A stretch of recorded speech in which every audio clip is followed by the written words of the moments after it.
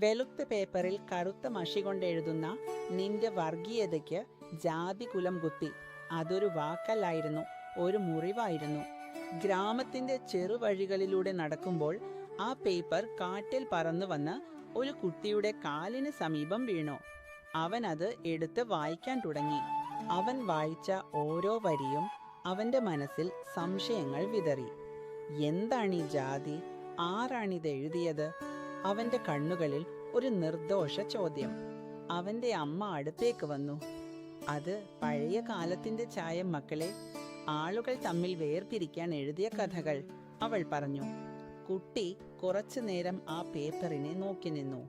പിന്നീട് അതിനെ മടക്കി നിലത്തേക്കിട്ടു. അവൻ ഒരു ചെറു കല്ലെടുത്തു. അതിനു മുകളിൽ ഒരു പുതിയ വരി കുറിച്ചു. മനുഷ്യൻ ഒരേ രക്തം. കാറ്റ് വീണ്ടും വീശി. ഈ തവണ പഴയ വാക്കുകൾ പറന്നുപോയി. പുതിയ വരി മാത്രം അവിടെ നിലനിന്നു.